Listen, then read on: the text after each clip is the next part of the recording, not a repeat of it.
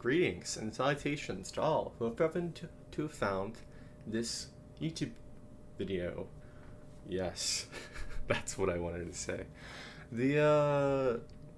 Today we're going back to our regularly scheduled programming of talking, discussing, reviewing light novels, manga, and anime. And today we're going to be talking about a light novel. It also has a manga adaptation, but I'm going to be mostly referring to the light novel throughout this entire video. And that title of this light novel is, in case you haven't read the YouTube video title, The Death Mage Doesn't Want a Fourth Time.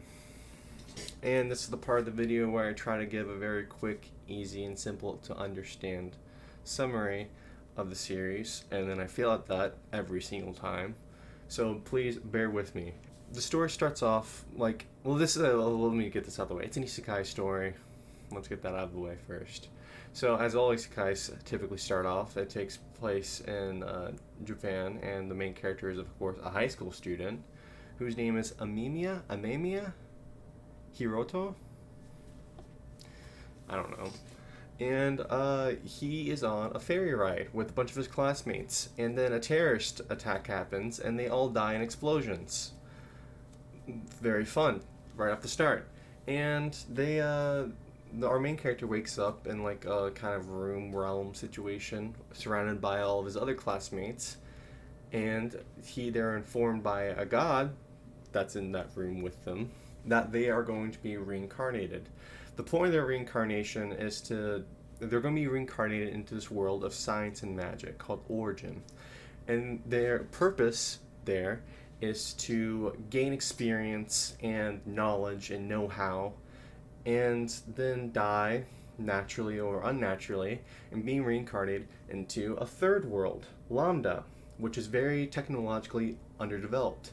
And their purpose is to develop this world, because the god of reincarnation himself, Rodcourt, can't directly interfere with the world. Sounds simple enough. They're free to like just being reincarnated normally without any memories or anything, like what would usually happen if they want to, and one person does decide to, not the main character. And the rest of the students are then gifted cheat powers, as all isekai protagonists have to be reincarnated with. And our main character sees all of his classmates get reincarnated with all these fantastic gifts. And then it comes to him, and the god apparently didn't see him there and didn't know he existed. Unfortunately, he had already prepared all the destinies beforehand, and cheat powers and whatnot.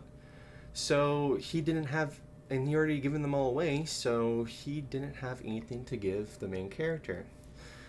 The god noticed that he had an unusually large empty frame, or whatever hell that's supposed to mean, and gives him an abnormally large mana pool. Unfortunately, he's going to be born without any attribute to use that magic with, so it's pretty much just going to be useless. So he's reincarnated, and because he has no destiny, because the god didn't give him one, because he apparently ran out of them. This synopsis is going a whole lot longer than I initially intended to. He lives a life of pain and misery and experimentation. By the time he gains sentience, he's already lost control of his body and mind, because he was sold as an infant to researchers for some beer money. And then he is discovered that he doesn't have an attribute, but they realize that he does, but it's probably just undiscovered. They discover it and realize he has a death attribute, which has never been seen before, and so they took away his body and mind out of fear. He dies and by the hands of his former classmates, and then he swears revenge when he wakes up in the reincarnation room with the god, and he's cursing the god and his classmates, and he's like, "I'll kill them if I see them again," shaking his fist, probably. And the god curses him and sends him off into Lambda. To hopefully he'll, with the hopes that our main character will kill himself out of despair. And so he can, because he was already destined to wake up in Lambda, planning on reincarnating him the normal time, a fourth time. But randomly won't do that. That synopsis went a whole lot longer than I initially intended to. But now I can start digging into all the different parts. By the way, the character in the series goes by not Hiroto, his original name. He goes by the name he gets in Lambda, Vandaloo, because he wakes up as a vampire. That was one of his curses. Let's talk about the series now. The series itself is very, very unique in the way it tries to portray everything. Because the main character himself, he starts off very weak.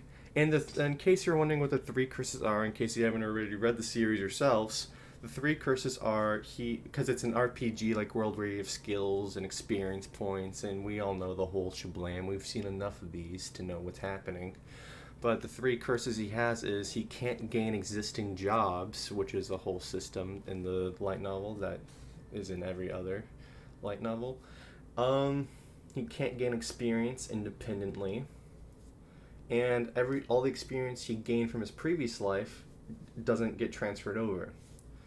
So the only things he has is his basic vampire powers, his death attribute magic, which was apparently burned into his soul or whatever, and his 100 million point mana pool, which is a lot apparently. And those are the only three things he has. And apparently vampires are the most cursed race in the entire world, because not only are they hated by humans and all the other human-like races, they're also hated by vampires. So tough luck, kid. So the series itself is very weird, and it's odd in the sense that okay, like not a lot of, but quite a few isekais, the story starts off with him as a child. As a newborn infant at that's when the story takes place. And so he goes on and goes forth. But what makes this unique is the main character himself. And the fact that a lot of times the main character will either be, oh, I'm so righteous than you, like in most different series. And then you have the series where the main character just is kind of evil, like in Redo the Healer.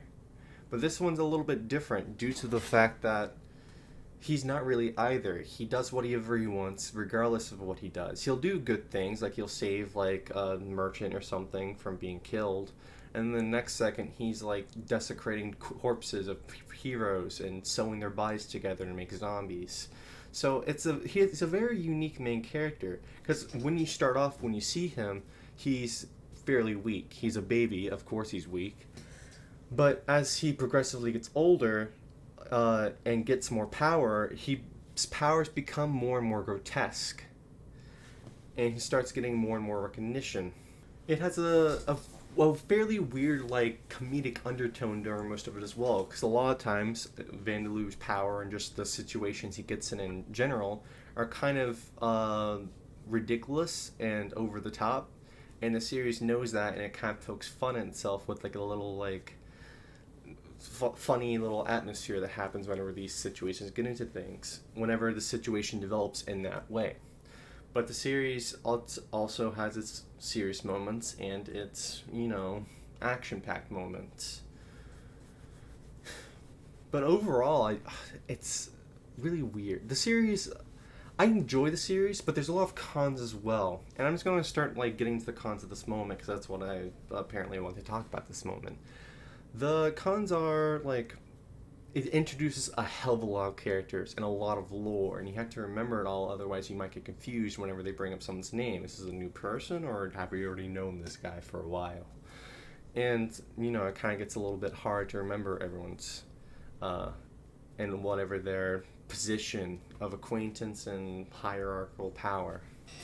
Another con is the whole romance harem situation, because they, like I said, the series is very unique, and it definitely tries to portray itself in this way. This extends to the harem situation, which it does have, but in a very odd sense. Like, for instance, the first potential harem members are from a race called ghouls, which the character. They're not typically in these isekai shows, typically the main character gets like 13 virgin wives or whatever, or something weird like that. But this one itself, all the characters are either like very prolifically sexual. I hope I'm using that word correctly, or like a victim of like sexual sexual abuse or harassment or such, like rape and stuff. Sexual assault, that's the word I'm looking for. All the people are like a victim of sexual assault or just prolifically sexually like in a normal state of mind, which is a little bit odd. But if you don't like that sort of thing, you can mostly just ignore it, because it's mostly like it's not at any point in time a main focus of any sort of plot point or chapter, because it doesn't really focus on that. It focuses on a lot of other different things, like kingdom building. It has a lot of revenge little subplots, which is kind of cool if you're into that kind of thing. Like I mentioned a little bit previously, there is a lot of plot points. So the whole Harem one, even I'm not a really big fan of. You might be, but to each their own, I suppose. There's also a bunch of other more interesting plot points. Like there's the whole kingdom building situation that happens, which isn't really a spoiler, I don't think. And there's also a whole like seeing Vandeloo like progress into this more like. His powers are very grotesque, which is a little bit unusual, because normally you see like, oh, I have fire powers, or oh, I have light powers. But this one, he controls death and has a whole like weird arsenal of weird. It almost gives like a Lovecraftian feel at times with how they describe certain like elements of Vandeloo's powers and other terms of gods. And there's also another plot point that you might be interested in, is that there's a whole revenge subplot, which at times feels more like the main plot. But the way it depicts that as well is kind of interesting, because Vandeloo himself is kind of insane. So the way he knows that it's like forgiveness is like virtue or whatever, but he just usually tends to ignore that because he can't contain his hatred and disgust towards the people that have harmed him in the past. So the whole revenge subplot thing is a rather interesting take on things, and done tastefully as well. Like it's nothing like Radio the Healer, where like he turns people into girls and sees them get like raped by like 30 billion different creatures. He mostly just kills them and does horrific stuff to their corpses. Which, in the grand scale of things, is probably better than the alternatives he had to offer. I mentioned, like, super early on in the video, I'm going to be referring to more of the light novel situation, because that's the one I read. I read a little bit of the manga, but I wasn't too impressed by it. So I just kind of ignored it and forgot that it existed, but who knows, maybe I just didn't give it enough of a chance. It's possible. I've been a little bit harsh on manga adaptations before.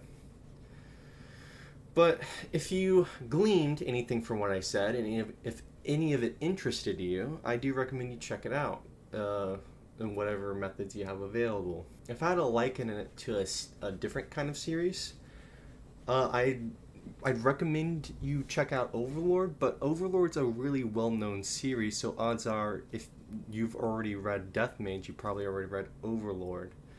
And if you haven't heard Death Mage, you probably still have watched Overlord. So I feel like that's kind of a bad recommendation, but then again, it's the only series I can really connect to with its term of uniqueness, because Overlord is a fairly unique isekai in its own sense. But Death Mage kind of takes it into a different direction, because he still does good things, just not in the way you'd expect, and still does bad things and ethically and morally questionable things as well. So it's kind of a mix of both. He's not really a good guy, he's not really a bad guy. Oh, and one more complaint I have. This is a bit disorganized and, frazzled mind. And this might not even make it to the final cut.